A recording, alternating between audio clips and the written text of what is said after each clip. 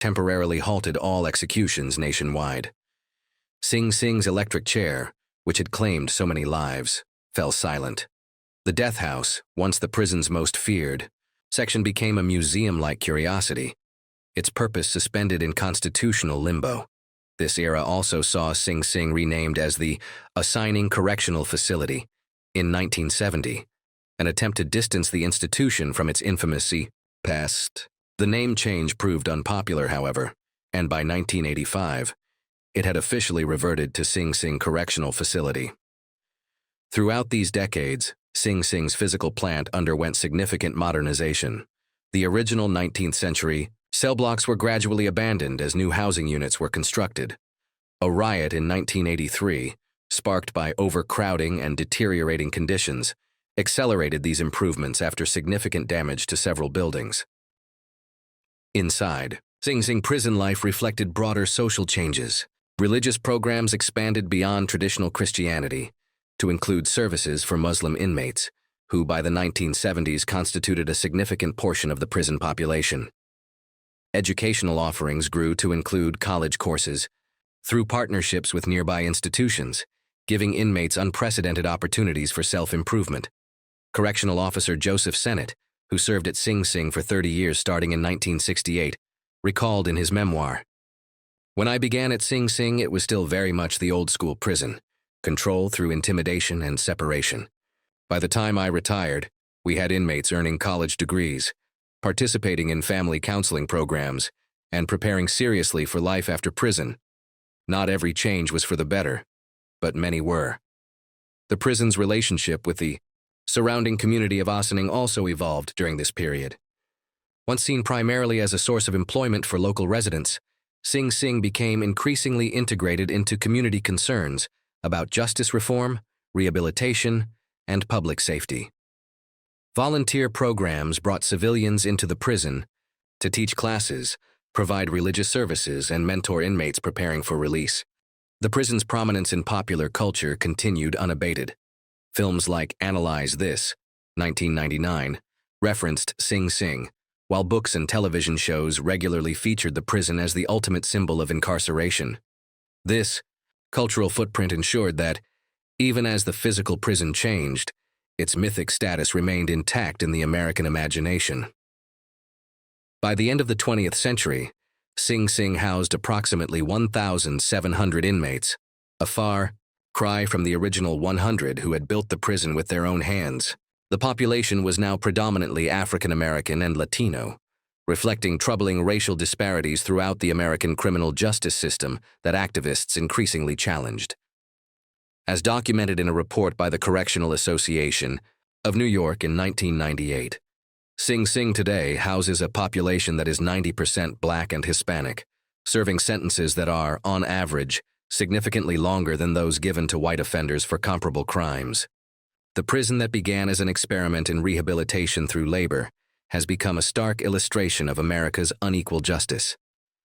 Despite these challenges, Sing Sing maintained a reputation as one of the better-run maximum security facilities in New York's prison system, with lower rates of violence than comparable institutions and more robust programming. The prison that had once pioneered the most punitive approaches to incarceration was now, ironically, often viewed as relatively progressive compared to newer supermax facilities designed solely for confinement. As Sing Sing entered its third century of operation in 2026, it faced challenges its founders could never have imagined. The aging facility, parts of which dated back to the 1800s, required constant maintenance and renovation to meet modern correctional standards. The prison's location, once chosen for its isolation, had become problematic as the town of Ossining grew around it, with residential neighborhoods now bordering the prison walls. The early 2000s brought renewed debate about Sing Sing's future. Some argued for its closure, pointing to the astronomical cost of maintaining such an old facility and the symbolic weight of shuttering America's most notorious prison. Others advocated for preservation, noting the site's historical significance and the economic importance of the prison to the local community. A compromise emerged. While continuing to function as an active correctional facility, portions of the historic prison would be developed into a museum. The Sing Sing Prison Museum project began taking shape with plans to convert the original 1825 cell block, the oldest extant building, into an educational center focused on the history of incarceration in America. According to the Hudson Independent in 2017, the proposed Sing Sing Prison Museum represents a unique opportunity to examine our national history of punishment and rehabilitation through the lens of America's most iconic correctional facility. Few sites can offer such a comprehensive view of how our approaches to justice have evolved, and sometimes failed to evolve, over 2 centuries. Inside the operational prison, the early 21st century brought significant programmatic innovations. The Hudson Link for Higher Education in Prison program, established in 1998, expanded dramatically, offering accredited college degrees to Sing Sing inmates. By 2020, over 1,000 men had earned degrees through the program, which boasted a recidivism rate of less than 2% among its graduates, compared to the national average of nearly 40%. Theater became another powerful, rehabilitative tool at Sing Sing. The Rehabilitation Through the Arts program, founded in 1996, produced full-scale theatrical productions with inmate actors, directors, and stagehands. These performances, open to outside audiences, challenged stereotypes about incarcerated individuals and provided participants with valuable skills in collaboration, emotional expression, and public speaking. Technology also found its way into the centuries-old prison. Computer labs offered controlled access to educational software, while tablets provided secure communication with family members and access to approved reading materials. These innovations came slowly to Sing Sing, compared to newer facilities, hampered by the building's physical limitations and security concerns unique to its design. The prison's most notorious feature, the death house, found new purpose after New York's final abolition of capital punishment in 2007. The building was preserved as a somber reminder of the more than 600 executions carried out within its walls. Debate continued about whether to include it in the museum project, with some arguing that the site should be treated as a memorial rather than a tourist attraction. The COVID-19 pandemic in 2020 highlighted the dangers of the prison's aging infrastructure. Poor ventilation and overcrowded conditions contributed to the rapid spread of the virus among both inmates and staff. The crisis accelerated discussions about reducing prison populations nationwide, with Sing Sing becoming a focal point in conversations about mass incarceration and public health. Brian Fisher, a former warden who later became commissioner of the New York Department of Corrections, observed in a 2020 interview with NPR, "Sing Sing has always been a barometer for American corrections. When we want to understand how our society approaches punishment, rehabilitation, and justice, we need only look at what's happening inside those walls on the Hudson." As Sing Sing approached its bicentennial, it remained a complex symbol, simultaneously representing America's punitive impulses and its capacity for reform, its historical failures, and its ongoing attempts at redemption. The prison that began as a brutal experiment in physical punishment had evolved into something more nuanced, a living institution that continued to adapt to changing understandings of crime, punishment, and human potential. Today, Sing Sing stands as America's most enduring monument to the complex, often contradictory nature of justice. Nearly 2 centuries after Captain Linz marched his first prisoners upriver, the facility continues to hold approximately 1,600 incarcerated men within its walls. The stone buildings those first inmates constructed, structures they built to contain themselves and generations that would follow, have outlasted countless other prisons, political systems, and social movements. The 21st century has brought renewed interest in Sing Sing's historical significance. In 2018, portions of the original cell block were added to the National Register of Historic Places, recognizing the site's importance to American architectural and cultural heritage. The developing museum project, slated for completion in 2025, aims to transform public understanding of incarceration by providing context for how American punishment philosophies have evolved over 2 centuries. Few historical sites in America can tell the story of our national relationship with crime and punishment as comprehensively as Sing Sing, noted the American Historical Review in a 2019 article.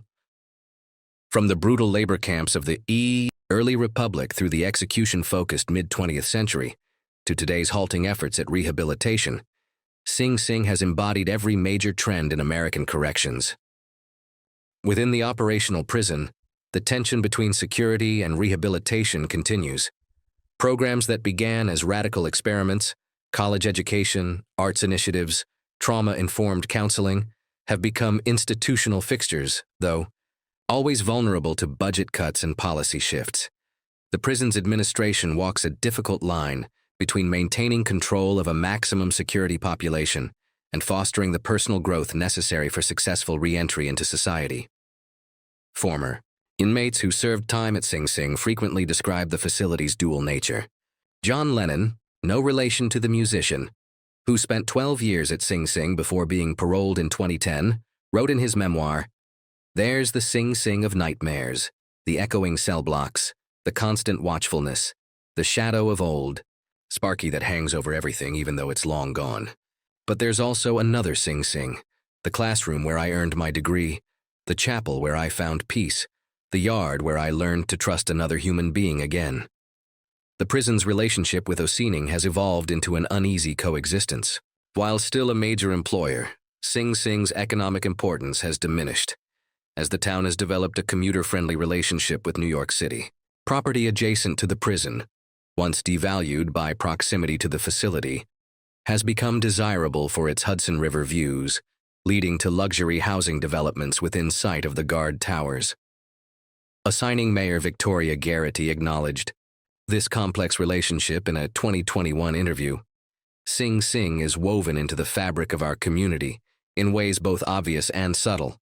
It's part of our identity, our economy, even our geography. As we move forward, we're trying to honor that connection while also helping our town grow beyond being simply the place where the prison is located. Beyond Ossining, Sing Sing maintains its grip on the American imagination. The phrase, "up the river," remains part of our vernacular nearly 2 centuries after it originated.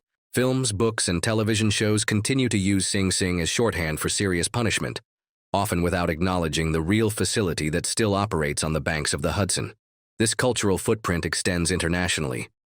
Visitors from around the world regularly come to Ossining hoping to glimpse the infamous prison, drawn by its portrayal in global media. Many are surprised to discover that the granite fortress they've seen in countless films is a working correctional facility, not an abandoned relic or museum piece. As criminal justice reform gains momentum nationwide, Sing Sing finds itself at the center of debates about incarceration's purpose and effectiveness. Its longevity provides a unique perspective. While most American prisons have lifespans measured in decades, Sing Sing has witnessed nearly 2 centuries of evolving approaches to punishment and rehabilitation.